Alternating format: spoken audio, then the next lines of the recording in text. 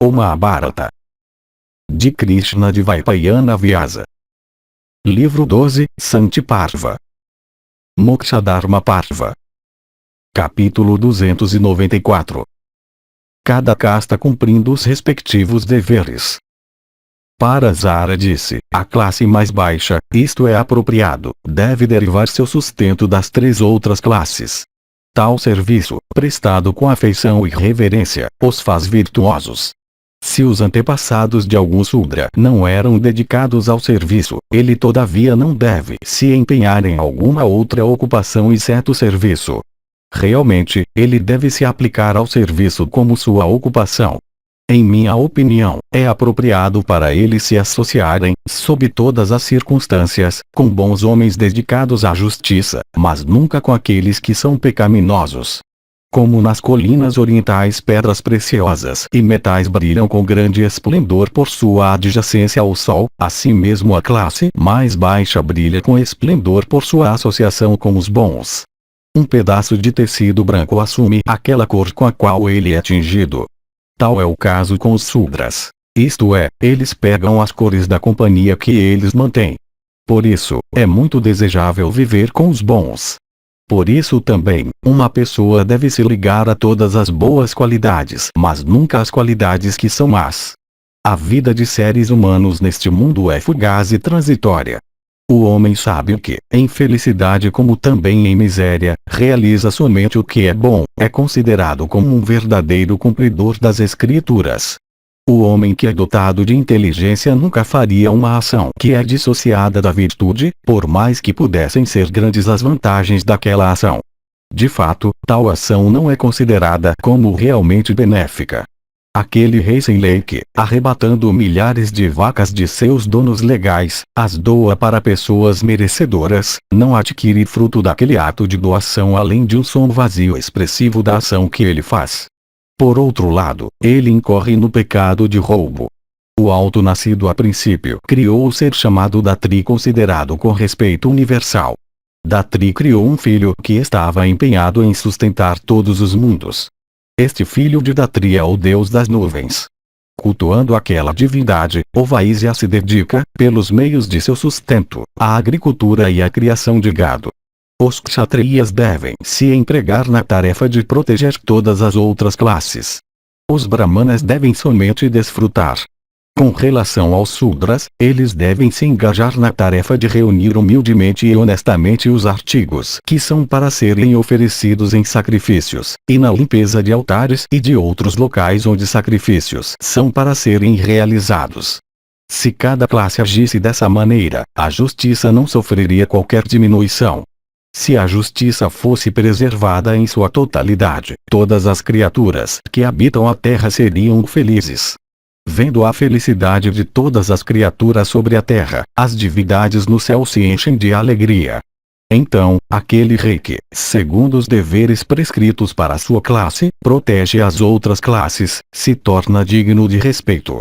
Similarmente, o Brahmana que está empenhado em estudar as Escrituras, o Vaisya que está empenhado em ganhar riqueza, e o Sudra que está sempre empenhado em servir as três outras classes, com atenção concentrada, se tornam objetos de respeito. Por se comportar de outras maneiras, ó chefe de homens, cada classe é citada como decaída da virtude. Mantendo à parte doações às milhares, mesmo 20 cauris que alguém possa dar penosamente, tendo-as obtido justamente, será produtivo de grande benefício. Aquelas pessoas, ó rei, que fazem doações para brahmanas depois de reverenciá-los devidamente, colhem frutos excelentes compatíveis com aquelas doações. É altamente valorizada aquela doação que o doador faz depois de procurar o donatário e honrá-lo apropriadamente. É mediana aquela doação que o doador faz após solicitação. Aquela doação, no entanto, que é feita desdenhosamente e sem qualquer reverência, é citada como sendo muito inferior em relação a mérito. Isso mesmo é o que aqueles proferidores da verdade, isto é, os sábios, dizem. Enquanto afundando neste oceano de vida, o homem deve sempre procurar cruzar este oceano por vários meios. De fato, ele deve se esforçar de modo que ele possa ser libertado dos grilhões deste mundo. O Brahmana brilha pelo autocontrole. o Kshatriya por vitória, o Vaisya por riqueza, enquanto o Sudra sempre brilha em glória por inteligência em servir as três outras classes. Capítulo 295. Queda de homens da retidão por causa dos Asuras. Parasara disse: no Brahmana, riqueza adquirida por aceitação de doações; no Kshatriya, aquela obtida por vitória em batalha; no Vaisya, aquela obtida por seguir os deveres prescritos para sua classe; e no Sudra, aquela obtida por servir as três outras classes. Embora pequena sua quantidade, é digna de louvor, e gasta para a aquisição de virtude, é produtiva de grandes benefícios. O Sudra é citado como sendo constante servidor das três outras classes. Se o Brahmana, oprimido em busca de um meio de vida, se dirige aos deveres do Kshatriya ou do Vaisya, ele não decai da virtude. Quando, no entanto, o Brahmana se dirige para os deveres da classe mais baixa, então ele certamente decai. Quando o Sudra não pode obter seu sustento por serviço das três outras classes, então o comércio, criação de gado, e a prática dos ofícios mecânicas são lícitas para ele seguir. Aparecer no palco de um teatro e se disfarçar de várias formas, exibição pública de marionetes, a venda de bebidas alcoólicas e carne, e comércio em ferro e couro, nunca devem ser adotados para propósitos de sustento por alguém que nunca antes tinha se dedicado a estas profissões, todas as quais são consideradas como censuráveis no mundo.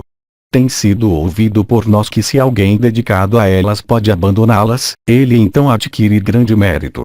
Quando alguém que se tornou bem-sucedido na vida se comporta pecaminosamente por sua mente estar cheia de arrogância, as ações dele sob tais circunstâncias nunca podem ser tomadas por autoridade. É ouvido nos Puranas que antigamente a humanidade era autocontrolada, que eles tinham a justiça em grande estima, que as práticas que eles seguiam para o sustento eram todas consistentes com a retidão e com as injunções declaradas nas Escrituras, e que o único castigo que era necessário para castigá-los quando eles erravam era o grito de vergonha sob eles. No tempo do qual nós falamos, ó rei, a retidão, e nada mais, era muito elogiada entre os homens. Tendo alcançado grande progresso em retidão, os homens naqueles tempos veneravam somente todas as boas qualidades que eles viam. Os Asuras, no entanto, ó filho, não puderam tolerar aquela retidão que prevalecia no mundo. Multiplicando-se em número e energia, os Asuras na forma de luxúria e ira entraram nos corpos dos homens. Então foi gerado nos homens o orgulho que é tão destrutivo da retidão. Do orgulho surgiu a arrogância, e da arrogância surgiu a ira.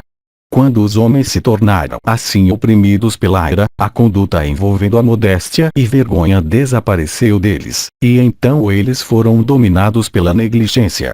Afligidos pela negligência, eles não podiam mais ver como antes, e como a consequência disso eles começaram a oprimir uns aos outros e assim adquirir riqueza sem qualquer escrúpulo. Quando os homens se tornaram dessa maneira, o castigo de somente gritar vergonha sobre ofensores deixou de ter qualquer efeito. Os homens, não mostrando reverência pelos deuses ou brahmanas, começaram a fazer a vontade de seus sentidos até sua satisfação. Isto é, eles começaram a desfrutar de todos os objetos dos sentidos em excesso. Naquele tempo as divindades foram até aquele principal dos deuses, isto é, Shiva, possuidor de paciência, de aspecto multiforme, e dotado dos principais atributos, e procuraram sua proteção.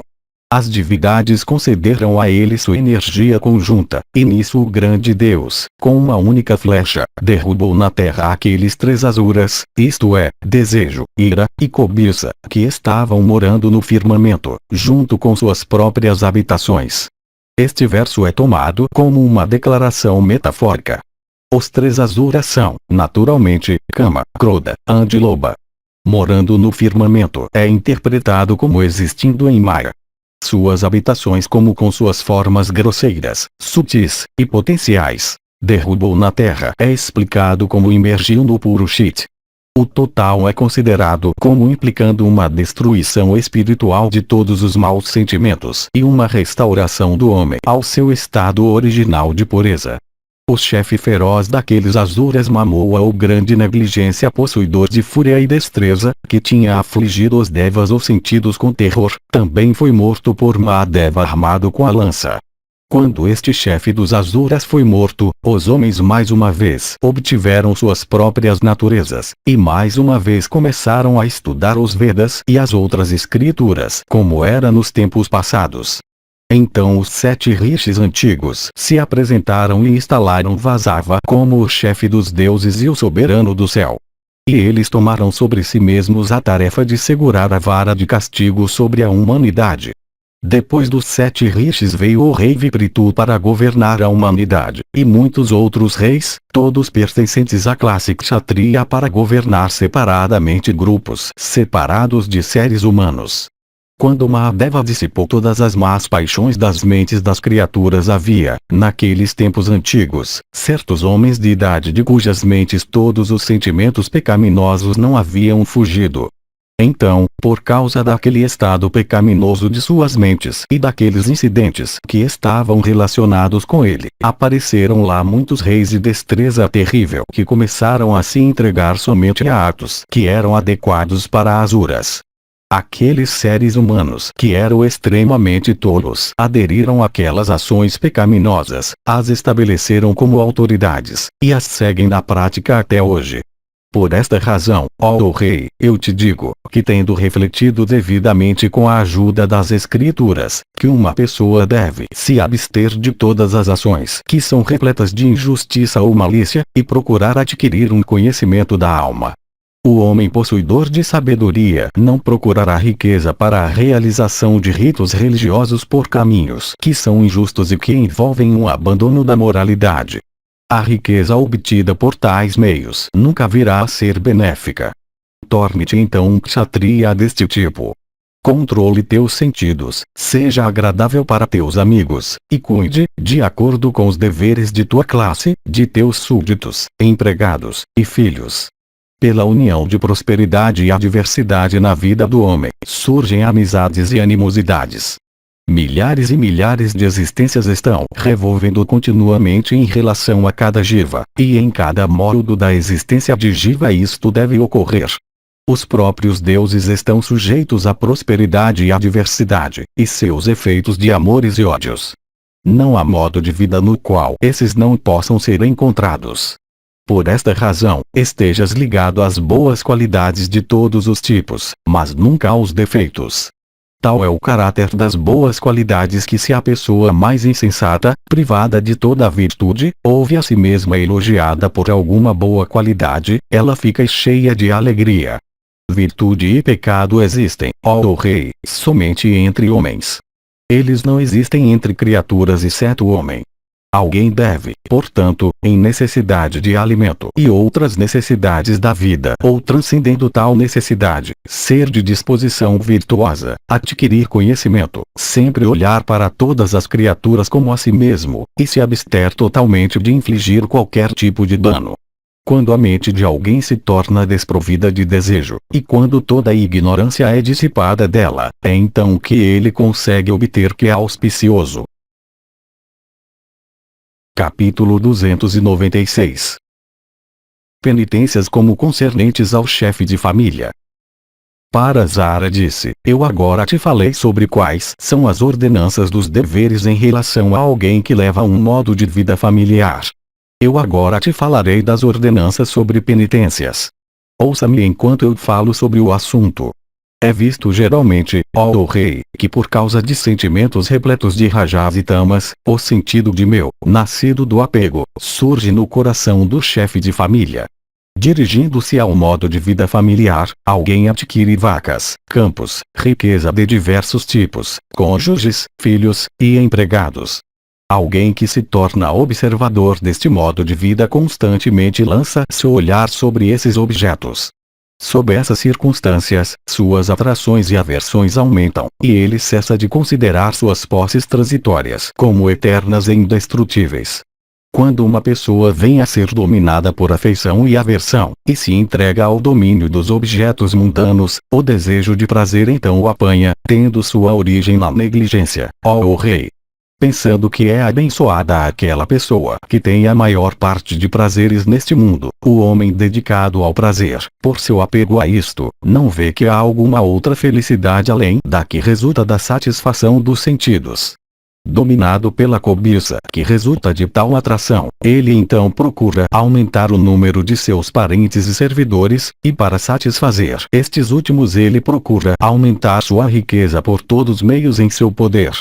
Cheio de afeição por filhos, tal pessoa comete, para adquirir riqueza, atos que ele sabe que são maus, e dá vazão à angústia se sua riqueza é perdida. Tendo ganhado honras e sempre se protegendo contra a frustração de seus planos, ele se dirige aos meios que satisfarão seu desejo de prazer. Finalmente ele encontra com a destruição como a consequência inevitável da conduta que ele segue. É bem conhecido, no entanto, que a verdadeira felicidade é daqueles que são dotados da inteligência, que são proferidores do eterno Brahma, que procuram realizar somente ações que são auspiciosas e benéficas, e que se abstêm de todas as ações que são opcionais e que provêm somente do desejo.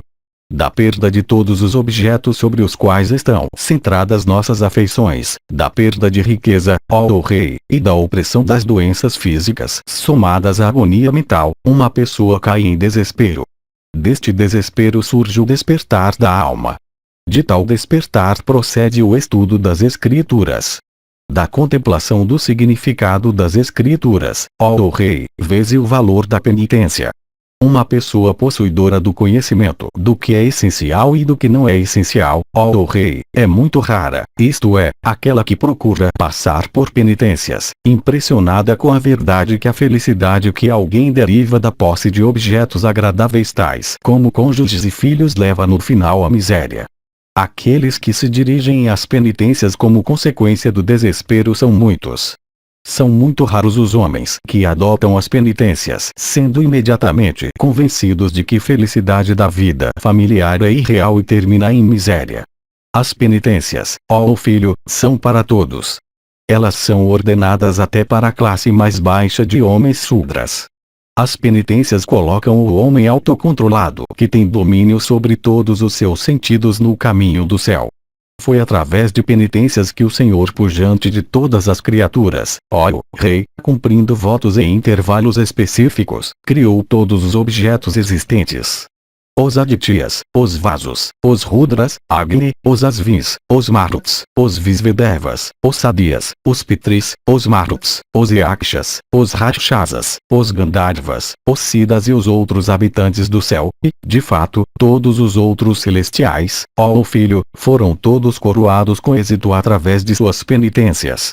Aqueles brahmanas a quem Brahmana criou no início, conseguiram por suas penitências honrar não só a terra, mas também o céu no qual eles viajavam como lhes agradava. Neste mundo de mortais, aqueles que são reis, e aqueles outros que são chefes de família, nascidos em famílias nobres, todos se tornarão o que eles são somente em consequência de suas penitências de vidas passadas. Os mantos de seda que eles usam, os ornamentos excelentes que enfeitam seus corpos, os animais e veículos nos quais eles passeiam, e os assentos que eles usam são todos o resultado de suas penitências. As muitas mulheres encantadoras e belas, constando de milhares, que eles desfrutam, e sua residência em mansões suntuosas, são todas devido às suas penitências. Leitos caros e diversas espécies de iguarias deliciosas se tornam daqueles que agem justamente. Não há nada nos três mundos, ó opressor de inimigos, que as penitências não possam alcançar. Mesmo aqueles que são desprovidos de verdadeiro conhecimento ganham renúncia como a consequência de suas penitências. Esteja em circunstâncias afluentes ou miseráveis, uma pessoa deve rejeitar a cobiça, refletindo sobre as Escrituras com a ajuda de sua mente e compreensão, ó o melhor dos reis. O descontentamento é produtivo de miséria. O descontentamento é o resultado da cobiça. A cobiça leva ao adormecimento dos sentidos. Os sentidos estando estupefatos, a sabedoria de alguém desaparece, assim como o conhecimento não conservado por aplicação contínua. Quando a sabedoria de alguém desaparece, ele fala em distinguir o que é apropriado do que é inapropriado. Então, quando a felicidade de alguém é destruída e ele fica sujeito à miséria, ele deve praticar as mais austeras das penitências. Aquilo que é agradável é chamado de felicidade. Aquilo que é desagradável é citado como sendo miséria. Quando penitências são praticadas, o resultado é felicidade. Quando elas não são praticadas, o resultado é miséria. Veja os resultados da prática e da abstenção de penitências. Por praticar penitências imaculadas, isto é, sem desejo de resultado, as pessoas sempre encontram com consequências auspiciosas de todos os tipos, desfrutam de todas as coisas boas, e obtêm grande fama. Aquele, no entanto, que por abandonar as penitências imaculadas, se dirige às penitências por desejo de fruto, encontra com muitas consequências desagradáveis, e desgraça e tristeza de diversos tipos, como os frutos delas, todos os quais têm as posses mundanas como sua causa. Tais frutos lhes trazem diversos tipos de tristezas. Apesar da prática da virtude, penitências e caridade ser desejável, surge em sua mente o desejo de realizar todos os tipos de ações proibidas. Por assim cometer diversos tipos de ações pecaminosas, ele vai para o inferno. Aquela pessoa, ou o melhor dos homens, que, na felicidade e na tristeza, não abandona os deveres ordenados para ela, é citada como tendo as Escrituras como sua visão. É dito que o prazer que alguém deriva da satisfação dos sentidos de tato, paladar, visão, olfato e audição, ó monarca, duram somente o tempo que uma flecha impulsionada do arco leva para cair sobre a terra. Após a cessação daquele prazer, que é de duração tão curta, alguém sofre a mais violenta agonia. É somente o insensato que não louva a bem-aventurança da emancipação, que é inigualável. Vendo a miséria que acompanha a satisfação dos sentidos, aqueles que possuem sabedoria cultivam as virtudes de tranquilidade e autocontrole para o propósito de alcançar a emancipação. Por seu comportamento íntegro, riqueza e prazer nunca podem conseguir afligi-los. Os chefes de família podem, sem qualquer remorso, desfrutar de riqueza e de outras posses que são obtidas sem esforço. Com relação, no entanto, aos deveres de sua classe que são declarados nas Escrituras, estes, na minha opinião, eles devem cumprir com a ajuda do esforço. Cônjuges, alimento, bebida, etc. Alguém obtém como resultado de atos passados. Em relação a estes, esforço é fraco. Então, empregar esforço para sua aquisição não seria sábio. Com relação à aquisição de virtude, no entanto, o esforço é eficaz. Por isso, alguém deve, com esforço, procurar agir de acordo com seus próprios deveres, como declarados nas Escrituras. A prática daqueles que são honrados, nascidos em famílias nobres, e que têm seus olhos sempre dirigidos para o significado das Escrituras, não pode ser seguida por aqueles que são pecaminosos e que possuem mentes descontroladas. Todas as ações que são feitas pelo homem sob a influência da vaidade encontram com a destruição. Então, para aqueles que são respeitáveis e realmente justos, não há outra ação neste mundo para se fazer exceto penitência. Sacrifícios e todas as outras ações empreendidas por um senso de vaidade são destrutíveis com relação às suas consequências, pois o céu é finito. Penitências, no entanto, que são praticadas sem desejo de resultado não são assim, pois estas levam à emancipação. Em relação, no entanto, àqueles chefes de família que são viciados nas ações, eles devem, de todo o coração, se dirigir às ações. Seguindo os deveres de sua classe, ó rei, eles devem com inteligência e atenção realizar sacrifícios e outros ritos religiosos. De fato, como todos os rios, masculinos e femininos, têm seu refúgio no oceano, assim mesmo os homens pertencentes a todas as outras classes têm seu refúgio no chefe de família. Capítulo 297. 4 raças originais: Angiras, Kasyapa, Vasishta, Bhrigu. Atos. Janaka disse, de onde, ó o grande Rishi, surgiu esta diferença de cor entre os homens pertencentes às diferentes classes? Eu desejo saber. Diga-me isto, ó o principal dos oradores. Os Rutis dizem que a prole que alguém gera é a própria pessoa. Originalmente surgidos de Brahmana, todos os habitantes da terra deveriam ter sido Brahmanas. nascidos de Brahmanas, porque os homens se dirigiram a práticas diferentes daquelas dos Brahmanas? Parasara disse, é como tu dizes, ó rei. A prole procriada não é ninguém mais do que o próprio procriador. No entanto, por se afastarem da penitência, esta distribuição em classes de diferentes cores ocorreu. Quando o solo se torna bom e a semente também é boa, a prole produzida se torna meritória. Se, no entanto, o solo e a semente não são bons ou são inferiores, a prole que nascerá será inferior. Aqueles que estão familiarizados com as escrituras sabem que quando o Senhor de todas as criaturas se pôs a criar os mundos, algumas criaturas surgiram de sua boca, algumas de seus braços, algumas de suas coxas, e alguns de seus pés. Aqueles que assim surgiram de sua boca, ó filho, vieram a ser chamados de Brahmanas. Aqueles que surgiram de seus braços foram chamados de Kshatriyas.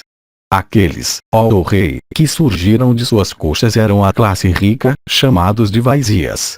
E, por fim, aqueles que nasceram de seus pés eram a classe servil, isto é, os Sudras. Somente estas 4 classes de homens, ó monarca, foram assim criadas. Aqueles que pertencem às classes além destas e outras a não ser estas surgiram de uma mistura delas. Os Kshatriyas chamados Atiratas, Anvastas, Ugras, Vaideyas, Svapakas, Pukasas, Tenas, Nishadas, Sutas, Magadas, Ayogas, Karanas, Vratias, e Chandalas, ó monarca, surgiram todos das 4 classes originais, por mistura umas com as outras. Janaka disse, quando todos surgiram somente de Brahmana, como os seres humanos vieram a ter diversidade em relação à raça. O melhor dos ascetas, é vista uma diversidade infinita de raças neste mundo. Como os homens dedicados às penitências poderiam alcançar a posição de Brahmanas, embora de origem indiscriminada. De fato, aqueles nascidos de úteros puros e aqueles de impuros, todos se tornaram Brahmanas. Parasara disse, ó rei, a posição de pessoas de grande alma que conseguiram purificar suas almas por penitências não pode ser considerada como afetada por seus nascimentos inferiores.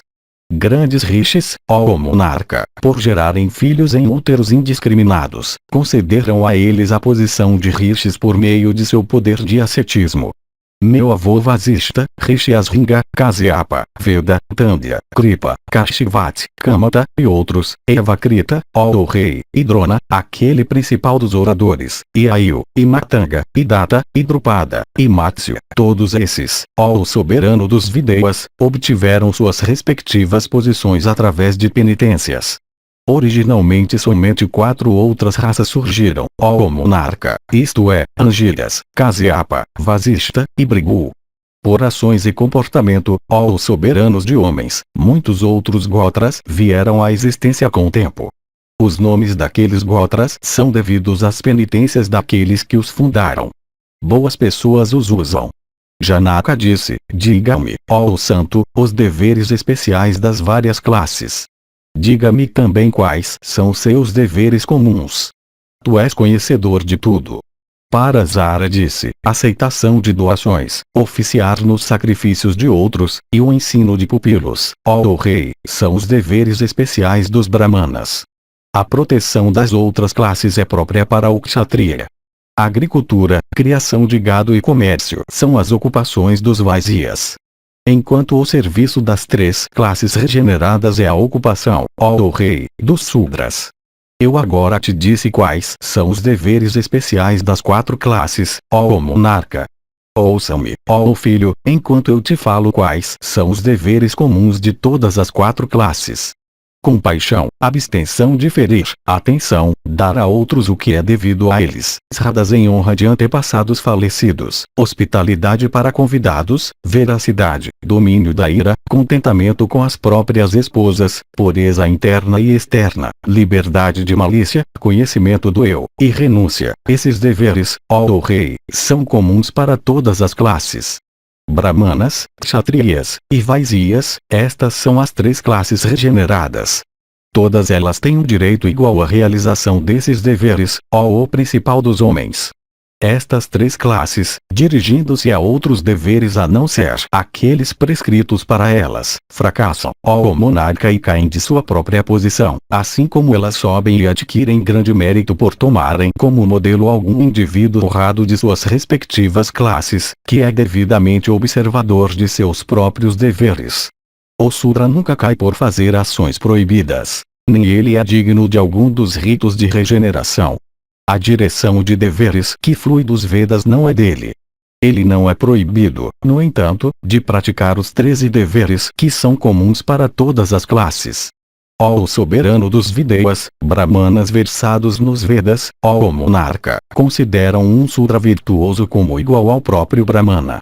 Eu, no entanto, ó rei, considero tal Sudra como o refulgente Vishnu do universo, o principal ser em todos os mundos. Pessoas da classe mais baixa, desejando exterminar as más paixões de luxúria e cólera, etc., podem se dirigir à observância da conduta dos bons. E, de fato, enquanto agindo dessa maneira, elas podem ganhar grande mérito por realizarem todos os ritos que levam ao progresso, omitindo os mantras que são pronunciados pelas outras classes enquanto realizando as mesmas cerimônias.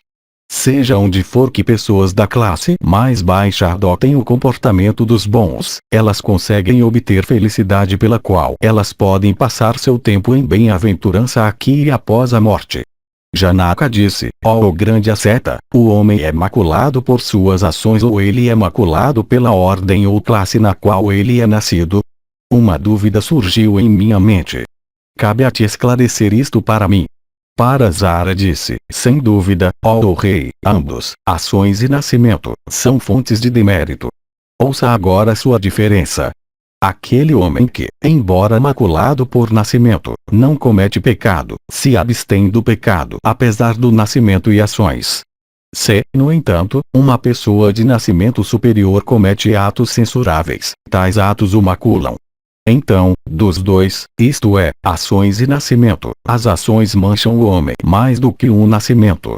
Janaka disse, quais são aquelas ações virtuosas neste mundo, ou melhor de todas as pessoas regeneradas, a realização das quais não inflige qualquer dano a outras criaturas? Parasara disse, ouça de mim, ó monarca, acerca do que tu me perguntaste, isto é, aquelas ações livres de injúria que sempre resgatam o homem. Aqueles que, mantendo de lado seus fogos domésticos, se dissociaram de todas as atrações mundanas, ficam livres de todas as ansiedades. Gradualmente ascendendo passo a passo, no caminho de yoga, eles finalmente contemplam o estágio da maior felicidade, isto é, emancipação. Os estágios aqui referidos são Vichara, Vitarka, Ananda e Asmita. O que é afirmado neste verso é que alguém que rejeita todos os apegos, e que se dedica ao yoga, consegue obter a felicidade da emancipação. Dotados de fé e humildade, sempre praticando autodomínio, possuidores da inteligência afiada, e se abstendo de todas as ações, eles obtêm bem-aventurança eterna. Todas as classes de homens, ó rei, por realizarem apropriadamente atos que são justos, por falarem a verdade, e se absterem da injustiça neste mundo, ascendem para o céu. Nisto não há dúvida. Capítulo 298. Morte em batalha, corpo adquirido em novo nascimento. Parasara disse, os antepassados, os amigos, o preceptor, e as esposas dos preceptores de homens que são desprovidos de devoção não podem dar àqueles homens os méritos que se vinculam à devoção. Somente aqueles que são firmemente devotados a tais superiores, que falam o que é agradável para eles, que procuram seu bem-estar, e que são submissos a eles em comportamento, podem obter o mérito da devoção. O pai é maior das divindades para seus filhos. É dito que o pai é superior à mãe. A obtenção de conhecimento é considerada como a maior aquisição. Aqueles que subjugaram os objetos dos sentidos pela obtenção de conhecimento, alcançam o que é mais sublime, isto é, a emancipação. Aquele príncipe kshatriya que, indo para o campo de batalha, recebe ferimentos em meio a flechas ardentes voando em todas as direções e queima com isso, sem dúvida vai para regiões que são inalcançáveis pelas próprias divindades e, chegando lá, desfruta da felicidade do céu em contentamento perfeito. Um kshatriya não deve, ó rei, golpear alguém que esteja fatigado, ou assustado, ou desarmado, ou alguém que esteja chorando, ou que esteja relutante em lutar, ou alguém que não esteja equipado com armadura e carros e cavalos e infantaria, ou alguém que parou de se empenhar na luta, ou alguém que esteja mal, ou que grita por piedade, ou alguém que seja muito jovem, ou um idoso. Um kshatriya deve, em batalha, lutar com alguém de sua classe que esteja equipado com armadura e carros e cavalos e infantaria, que esteja preparado para o esforço e que ocupe uma posição de igualdade. Morte nas mãos de alguém que é igual ou de um superior é louvável, mas não aquela nas mãos de alguém que é inferior, ou de alguém que é um covarde, ou de alguém que é um patife. Isto é bem conhecido. Morte nas mãos de alguém que é pecaminoso, ou de alguém que é de nascimento inferior e má conduta, ó rei, é inglória e leva ao inferno. Alguém cujo período de vida terminou não pode ser resgatado por ninguém. Similarmente, alguém cujo período de vida não está esgotado nunca pode ser morto por alguém. Alguém deve impedir seus superiores afetuosos como mães, etc. de fazerem para ele para seu benefício atos como os que são feitos por criados, como também todos os atos que sejam repletos de dano para outros. Nunca se deve desejar prolongar a própria vida por tirar as vidas de outros. Quando eles sacrificam suas vidas, é louvável para todos os chefes de famílias cumpridores dos deveres de homens vivendo em lugares sagrados sacrificarem suas vidas nas margens de rios sagrados. Quando o período de vida de alguém se esgota, ele se dissolve nos 5 elementos. Às vezes isto ocorre repentinamente através de acidentes e às vezes isto é ocasionado por causas naturais. Aquele que, tendo obtido um corpo, ocasiona sua dissolução em um lugar sagrado por meio de algum acidente inglório, vem a ser envolvido com outro corpo de um tipo parecido. Embora estabelecido no caminho da emancipação, contudo ele se torna um viajante e obtém outro corpo como uma pessoa indo de um quarto para outro. Aquele que encontra com uma morte súbita em um tirtha ou local sagrado não se torna emancipado, mas obtém outro corpo em sua próxima vida similar àquele que ele perde. Apesar de colocado no caminho da emancipação ele se torna um viajante. Seu estado é devido a um modo inglório de sua dissolução. Na questão da obtenção de um segundo corpo de tal homem, apesar de sua morte em um local sagrado, a única causa é sua morte acidental. Não há uma segunda causa. Aquele novo corpo que as criaturas incorporadas obtêm em consequência do caráter acidental de suas mortes em lugares sagrados vem à existência e se torna ligado a Rudras e Pisachas. O objetivo desse verso é mostrar que o homem morrendo em um local sagrado vem a renascer como um Rudra ou um Pisacha e alcança rapidamente a emancipação por causa de sua proximidade a Shiva. Homens eruditos, conhecedores de Adhyatma, dizem que o corpo é uma conglomeração de artérias e tendões e ossos e matéria muito repulsiva e impura e um composto das essências primordiais, e os sentidos e objetos dos sentidos nascidos do desejo, todos tendo uma cobertura externa de pele envolvendo-os. Desprovido em realidade de beleza e outras habilidades, esta conglomeração, pela força dos desejos de uma vida prévia, assume uma forma humana. O composto das essências primordiais e das outras coisas mencionadas assume diferentes formas através da força dos desejos de vidas anteriores. Abandonado pelo dono, o corpo se torna inanimado e imóvel. De fato, quando os ingredientes primordiais voltam para suas respectivas naturezas, o corpo se mistura com o pó. Causado por sua união com ações, este corpo reaparece sob circunstâncias determinadas por suas ações.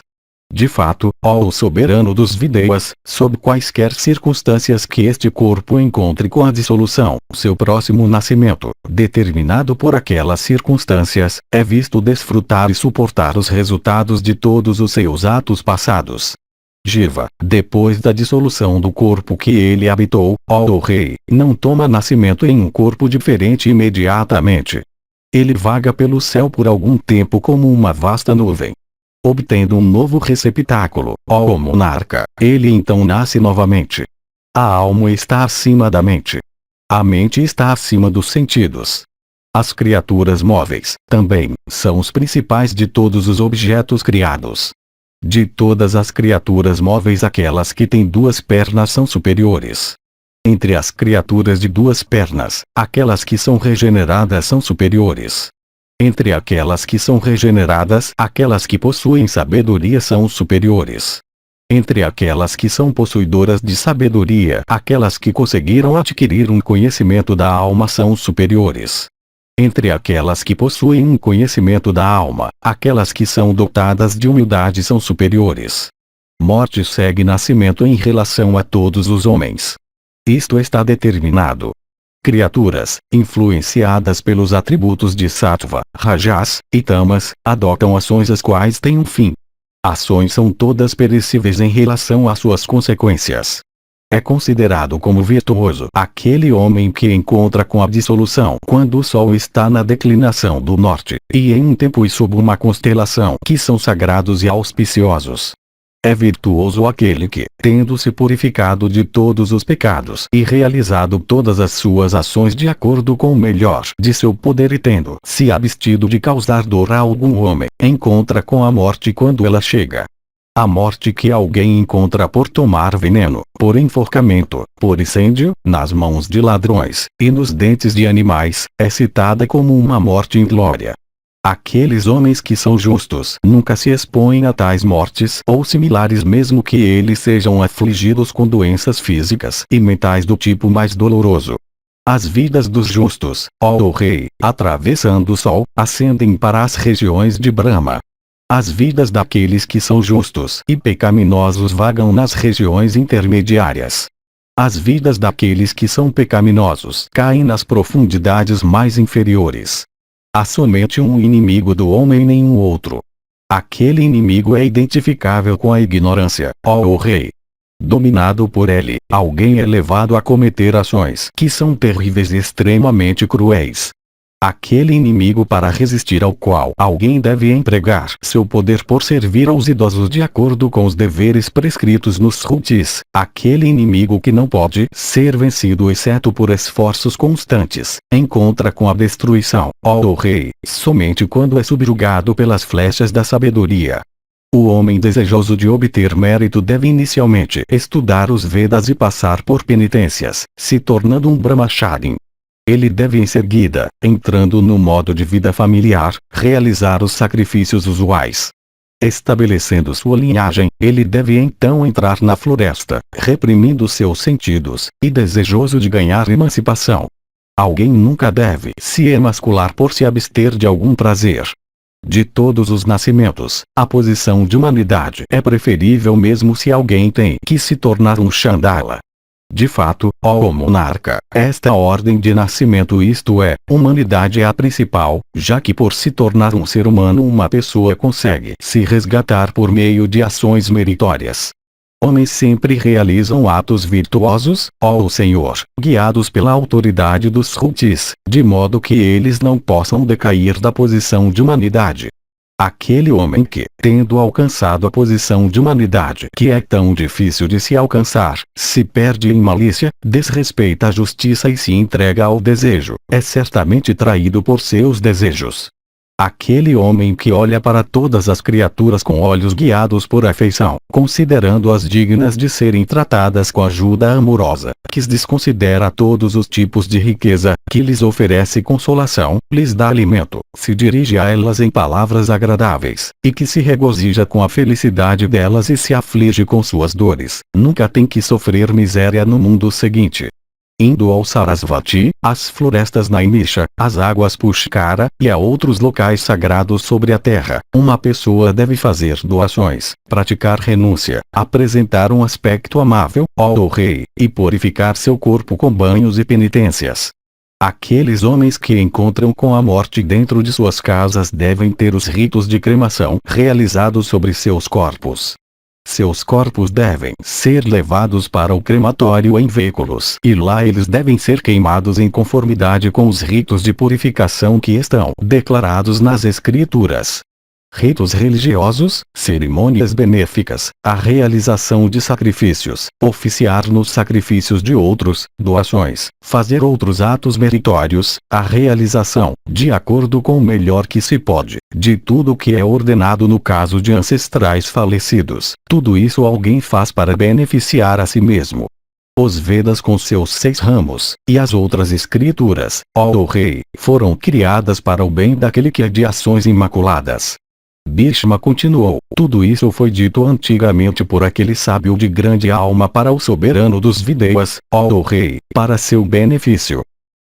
Capítulo 299. Para Zara para Janaka sobre caminho da emancipação. Bhishma disse, mais outra vez Janaka, o soberano de Mithila, questionou para Zara de grande alma dotado de conhecimento indubitável em relação a todos os deveres. Janaka disse, o que é produtivo de bem? Qual é o melhor caminho para as criaturas vivas? O que é aquilo que sendo realizado nunca é destruído? Qual é aquele local indo para o qual alguém não tem que voltar? Diga-me tudo isso, ó alto de inteligência sublime. Para Zara disse, dissociação de afeições é a base do que é bom. O conhecimento é o caminho mais elevado. As penitências praticadas nunca são destruídas. Doações também, feitas para pessoas dignas, não são perdidas. Quando uma pessoa, rompendo os laços do pecado, começa a ter satisfação na virtude, e quando ela faz aquela mais sublime de todas as doações, isto é, a garantia de inofensividade para todas as criaturas, ela então alcança o êxito. Aquele que doa milhares de vacas e centenas de cavalos para pessoas merecedoras, e que dá para todas as criaturas a garantia de inofensividade, recebe em retorno a garantia de inofensividade de todos. Alguém pode viver no meio de todas as espécies de riqueza e prazer, ainda assim, se abençoado com inteligência, ele não vive neles, enquanto aquele que é desprovido de inteligência vive totalmente nos objetos de prazer, que são mesmo insubstanciais. O pecado não pode se ligar a um homem de sabedoria, assim como a água não pode encharcar as folhas do lótus. O pecado adere mais firmemente àquele que não tem afeições, assim como laca e madeira aderem firmemente uma à outra. O pecado, o qual não pode ser extinto exceto pelo sofrimento de seus resultados, nunca abandona o fazedor. Na verdade, o fazedor, quando chega a hora, tem que aguentar as consequências que surgem dele. Aqueles, no entanto, que são de alma purificada e que percebem a existência de Brahma, nunca são afligidos pelos frutos de suas ações.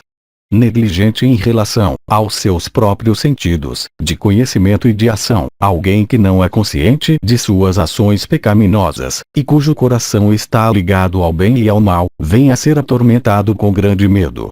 Alguém que em todos os momentos está totalmente livre de atrações e que domina completamente o sentimento de raiva, nunca é manchado pelo pecado mesmo que ele viva no desfrute de objetos mundanos. Como um dique construído de um lado a outro de um rio, se não levado pela água, faz as águas dele aumentarem. Assim mesmo o homem que, sem ser apegado aos objetos de prazeres, cria o dique da justiça cujos materiais consistem nas limitações registradas nas escrituras, nunca tem que enlanguecer. Por outro lado, seus méritos e penitências aumentam. Como a pedra preciosa pura chamada Suryakanta absorve e atrai para si mesma os raios do sol, assim mesmo, ó o tigre entre reis, o yoga procede pela ajuda da atenção concentrada. Assim como a fabulosa pedra preciosa, Jiva atrai para si mesmo, através de yoga, a posição de Brahma. Como sementes de gergelim, por serem repetidamente misturadas com flores fragrantes, se tornam muito agradáveis em relação à qualidade, assim a qualidade de sattva surge nos homens em proporção à medida de sua associação com pessoas de almas purificadas. Quando alguém fica desejoso de morar no céu, ele rejeita suas cônjuges e riquezas e posição e veículos e diversos tipos de boas ações. De fato, quando alguém alcança tal estado de espírito, a compreensão de tal pessoa é citada como estando dissociada dos objetos dos sentidos. Por outro lado, aquele homem que, com a compreensão ligada aos objetos dos sentidos, se torna cego ao que é para o seu verdadeiro bem, é arrastado para sua ruína por seu coração, o qual corre atrás de todos os objetos mundanos, como um peixe arrastado para sua ruína pela isca de carne. Como o corpo, que é composto de diferentes membros e órgãos, todas as criaturas mortais existem dependendo umas das outras. Elas são tão desprovidas de energia quanto o núcleo da bananeira. Deixadas por si mesmas, elas afundam no oceano do mundo como um barco feito de materiais fracos. Não há tempo fixo para a aquisição de virtude. A morte não espera pelo homem. Quando o homem está correndo constantemente em direção às mandíbulas da morte, a realização de ações virtuosas é apropriada em todos os momentos. Como um homem cego que, com atenção, é capaz de se mover por sua própria casa, o homem de sabedoria, com a mente fixa em yoga, consegue progredir pelo caminho que ele deve seguir, aquele do conhecimento. É dito que a morte surge em consequência do nascimento. O nascimento está sujeito ao domínio da morte. Alguém não familiarizado com a direção dos deveres da emancipação gira como uma roda entre nascimento e morte, incapaz de se libertar daquele destino. Alguém que anda pelo caminho recomendado pela compreensão ganha felicidade neste e no outro mundo. O diverso é repleto de miséria, enquanto o pouco é produtivo de felicidade. Os frutos representados pelo não-alma são citados como constituem do diverso. A renúncia é citada como constituem do pouco que é produtivo da felicidade da alma. Por diverso quer-se dizer todos aqueles resultados que consistem em prazeres instáveis. Consequentemente, os diversos atos declarados nos Vedas e outras escrituras. Por pouco quer-se dizer renúncia, ou abstenção de ações. O que é dito, portanto, neste verso é isto. Aqueles que se dirigem para as ações, as quais têm como seus frutos todos os tipos de prazer, encontra com a miséria. Enquanto aqueles que se abstêm de ações ou praticam a renúncia encontram com felicidade. Como o caule do lótus cresce e deixa rapidamente a lama ligada a ele, assim mesmo a alma pode rejeitar rapidamente a mente. É a mente que a princípio inclina a alma para a yoga. A última então funde a primeira em si mesma. Quando a alma alcança sucesso em yoga, ela então vê a si mesma não envolvida com atributos. O comentador explica que a intenção deste verso é explicar que o universo, o qual é criado pela mente, é destruído posteriormente pela própria mente. Envolvido em meio aos objetos dos sentidos, alguém que considera tal envolvimento como sua própria ocupação abandona sua verdadeira ocupação por tal devoção àqueles objetos. A alma do homem sábio alcança, através de seus atos justos, um estado de grande bem-aventurança no céu, enquanto aquela do homem que não possui sabedoria cai muito baixo ou obtém nascimento entre criaturas intermediárias. Como uma substância líquida, se mantida em um recipiente de barro cozido, não escapa de lá mas permanece não diminuída, da mesma maneira o corpo com o qual alguém praticou austeridades desfruta sem rejeitar de todos os objetos de prazer até os que estão contidos na região do próprio Brahma. Na verdade, aquele homem que desfruta de objetos mundanos nunca pode ser emancipado. O homem, por outro lado, que rejeita tais objetos neste mundo, consegue desfrutar de grande felicidade futuramente. Como alguém afligido com cegueira congênita e, portanto, incapaz de ver seu caminho, o sensualista, com a alma confinada em um estojo opaco, parece estar cercado por uma neblina e fracassa em ver o verdadeiro objetivo pelo qual ele deve se esforçar. Como comerciantes, atravessando o oceano, fazem lucros proporcionais ao seu capital, assim mesmo as criaturas, neste mundo de mortais, alcançam fins de acordo com suas respectivas ações. Como uma cobra devorando ar, a morte vaga neste mundo composto de dias e noites na forma de decrepitude e devora todas as criaturas. Uma criatura, quando nasce, desfruta ou suporta os resultados das ações feitas por ela em suas vidas anteriores. Não há nada agradável ou desagradável que alguém desfrute ou aguente sem isto ser o resultado das ações que ele fez em suas vidas anteriores.